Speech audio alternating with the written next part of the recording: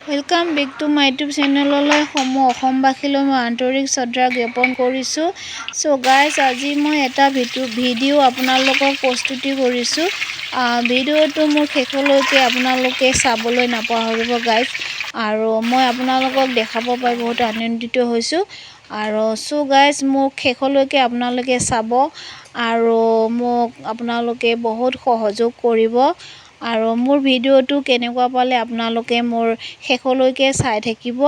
আৰু মোৰ যিখিনি নতুন ভিউৱাৰ্ছ আছে তেওঁলোকে মোৰ বক্সত দিয়া হৈ আছে, আপোনালোকে তাত যাই লিংকত চাব পাৰিব।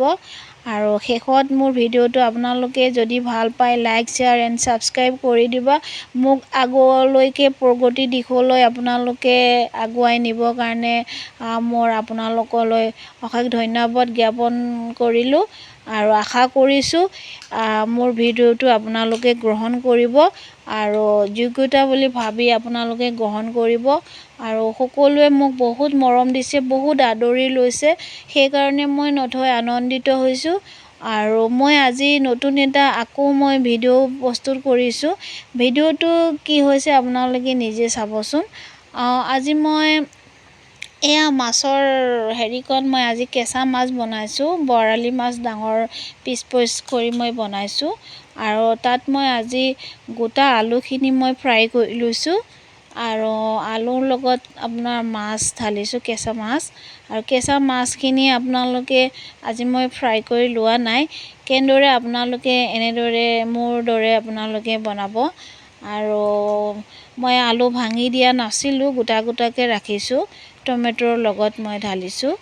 শেষত আপোনালোকে মোৰ ভিডিঅ'টো চাবলৈ নাপাহৰিব গাইজ। আপোনালোকক মই বহুত বহুত ধন্যবাদ থাকিল। আৰু মোৰ ভিডিঅ'টো শেষলৈকে চাব বুলি মই আশা ৰাখিলোঁ।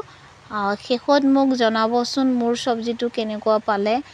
আৰু মোক বহুত বহুত শ্বেয়াৰ কৰিব আৰু মোক লগতে কমেণ্ট কৰিব আৰু লাইক কৰিব নাপাহৰিব গাইজ। আৰু লগতে আপোনালোকে মোৰ ভিডিঅ'টো যদি ভাল পায় তেনেহ'লে আপোনালোকে মোক ছাবস্ক্ৰাইব কৰিব নাপাহৰিব গাইজ। আপোনালোকৰ সঁহাৰি মোৰ বহুত প্ৰয়োজন আৰু আপোনালোকে মোক বহুত সহায় কৰিছে। তাৰ বাবে মই অসমবাসীলৈ মই ধন্যবাদ কৃতজ্ঞতা জ্ঞাপন কৰিলোঁ। আৰু আগলৈ মই নতুন নতুন ভিডিঅ' আপোনালোকক দেখাই যাম। সেইকাৰণে আপোনালোকক বহুত মৰম লাগে মোক। আৰু শেষত মোৰ ভিডিঅ'টো আপোনালোকে আঁকোৱালি লৈ